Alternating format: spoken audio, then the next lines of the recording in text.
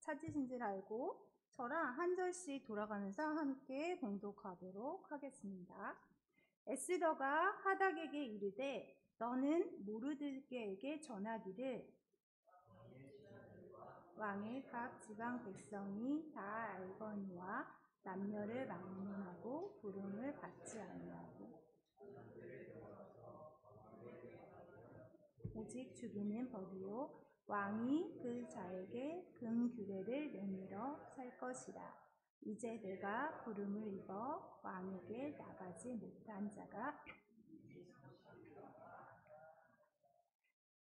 그가 에스더의 말을 모르드게에게 전하매 그가 그를 시켜 에스더에게 화답하되 너는 왕궁에 있으니 모든 유대인 중에 홀로 건지라 생각하지 말라. 이때에 내가 만일 잠잠하여 말이 없으면 유대인은 다른 데로 말미암아 노임과 구원을 얻으려니와 너와 내 아버지 집은 멸망하리라. 내가 왕후의 자리를 얻은 것이 이때를 위함이 아닌지 누가 알겠느냐 하니 당신은 가서 수산에 있는 유대인들을 다 모으고 나를 위하여 금식하되 밤낮 3일을 먹지도 말고 마시지도 마소서. 나도 나의 시녀와 더불어 이렇게 금식한 후에 규례를 어기고 왕에게 나아가리니 죽으면 죽으리이다 하니라. 모르드게가 가서 에스더가 명령한 대로 다 행하니라. 아멘. 사람의 일생이란 수없는 선택과 결단 속에 살아가는 과정이라 할 수 있습니다. 흔히 인생에는 영어로 3C가 필요하다고 합니다. 인생의 3C란 도대체 무엇일까요? 첫 번째, 기회, 찬스. 둘째는 여러 기회 중에서도 올바른 선택을 해야 되기 때문에 초이스. 그 다음에 세 번째는 선택한 것을 과감하게 도전하는 챌린지입니다. 선택을 해도 결단과 도전을 하지 못한다면 선택한 일을 이룰 수 없습니다. 인생의 어두운 밤은 하나님을 믿는 신자들이나 불신자들이나 모두 지나기 마련입니다. 그렇지만 두 종류의 사람은 현저하게 다른 방법으로 인생의 어두운 밤을 지납니다. 믿음의 사람들은 인생의 어두운 밤을 지날 때 아주 특별한 방식을 갖고 있습니다. 바로 오늘 본문 속에서 이스라엘 백성들도 역사의 어두운 밤중을 들어가게 되었습니다. 그때 이스라엘의 역사 속에 고귀한 결단을 내린 한 여인을 만나게 됩니다. 그 여인은 바로 에스더입니다. 에스더는 하나님의 은혜로 바벨론 제국의 왕후가 되었습니다. 그런데 어이없는 시기와 질투로 인해 유대 민족이 큰 위기를 맞이했습니다. 하만은 유대 민족을 말살시킬 음모를 꾸몄고 이미 왕의 허락 아래 도장까지 받아냈습니다. 에스더는 민족의 절대적 위기에 봉착했다는 것과 제3의 길이 없다는 것을 깊이 깨닫고 결단을 내렸습니다. 다른 어떤 방법으로도 해결할 수 없기 때문에 전능하신 하나님의 손이 없으면 불가능하기에 하나님만을 전적으로 의지할 수밖에 없다는 결단을 내린 것입니다. 우리는 인생이 너무 고달프면 하나님께로 돌아올 법도 한데 하나님 앞에 돌아오지 않는 마음이 있을 수 있습니다. 그 이유는 무엇입니까? 바로 결단을 내리지 못하기 때문입니다. 에스더는 규례를 어기고 왕 앞에 나아갑니다. 그리고 오늘 본문에 가장 에스더서에서도 핵심적으로 말하고 있는 죽으면 죽으리라는 결단과 함께 민족의 위기를 역전시킵니다.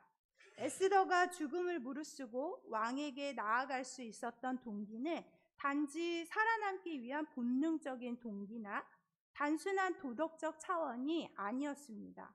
분명한 결단은 분명한 용기를 필요로 합니다. 결단을 내려야 할 때 용기를 내지 못하면 인생의 어두운 밤을 지날 수밖에 없습니다.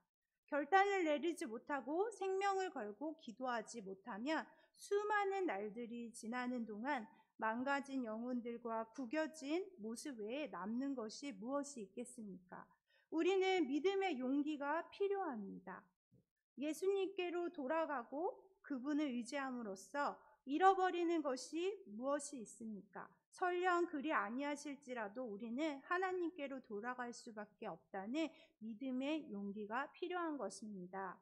에스더의 결단은 인간적으로나 본능적으로 따르기 어렵고 심지어 그 길을 선택하며 목숨마저 위태로워질 수 있지만 그로 인해 하나님께 영광이 되고 하나님의 뜻이 이루어진다면 기꺼이 순종하겠다는 것입니다. 에스더에겐 하나님의 섭리 안에 자기의 위치와 사명을 깨닫는 믿음이 있었습니다.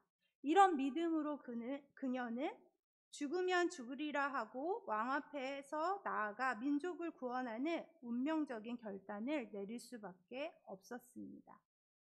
우리는 아무런 이유도 목적도 없이 세상에 태어난 것이 아닙니다. 불교에서 말하듯 자신의 업보로 인해 돌고 돌며 세상에 나타난 게 아닙니다. 우리는 이렇게 고백합니다. 하나님께서 우리를 부르셨다. 즉 교회. 이 에클레시아라는 것은 부름받은 자의 공동체입니다. 하나님이 이 세상에서 하나님의 일을 위해 우리를 택하시고 부르셨습니다. 유대 민족의 큰 위기가 맞았을 때 하나님의 부름받은 에스더는 유대인들을 모으고 먹지도 말고 마시지도 말고 금식하라고 했습니다. 이것은 하나님을 향한 집중을 말하는 것입니다. 우리의 영혼이 위시해야 할 목표가 있음을 깨닫게 하는 것이 바로 금식의 효능일 수 있습니다.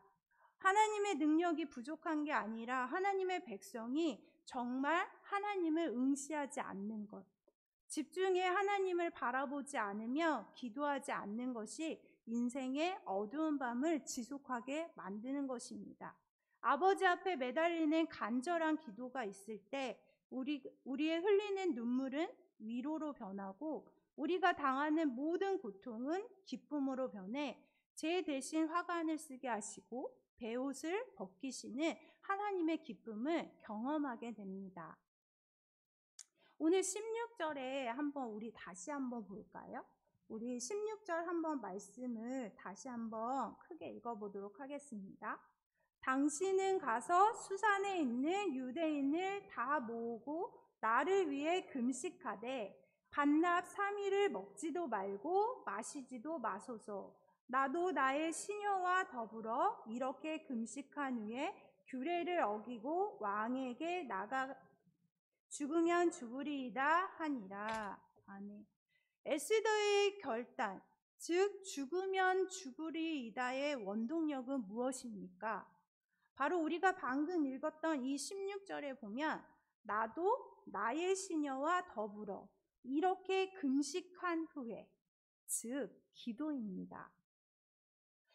엔더믹으로 모든 분야가 회복되고 있습니다. 하지만 교회 학교의 회복은 매우 더딘 상황입니다. 2년 동안 어쩔 수 없이 교회를 멀리했던 아이들이 참된 생명, 복음에서 멀어지고 있습니다. 안전과 정서적인 이유로 어린이 전도 역시 어려운 상황입니다. 심각한 교회 학교 이탈 현상과 잘못된 세상의 가치관이 한국 교회의 희망인 다음 세대들에게 복음에서 떠나게 만들고 있습니다. 그래서 여름 사역을 대반전의 기회로 보고 현재 전체 부서 교사들이 준비 기간 동안 한 마음으로 금식하며 기도로 준비하고 있습니다. 이 기도들이 우리들의 베옷을 벗기며 상한 영혼들을 주님 앞으로 인도하는 놀라운 역사가 나타날 것입니다. 우리 모두는 내가 왕후의 위를 얻은 것이 이때를 위한 것이 아니냐라고 직언했던 모르드게처럼 죽으면 죽으리라고 고백하며 죽음을 무릅쓰고 담대히 왕 앞에 나간 에스더처럼 이번 여름 사역 가운데 우리 모두가 기도를 통해서 올바른 선택과 결단을 통해 하나님의 크신 뜻을 이루며 주께서 귀히 쓰시는 하나님의 부름받은 자들로서 부끄럽지 않게 귀히 쓰시는 그릇들이 되기를 소망합니다. 이 시간 우리가 교사들뿐만 아니라 함께 이 자리에 모두 모이신 우리 성도분들과 함께 애통하며 다음 세대를 위해서 함께 기도했으면 좋겠습니다.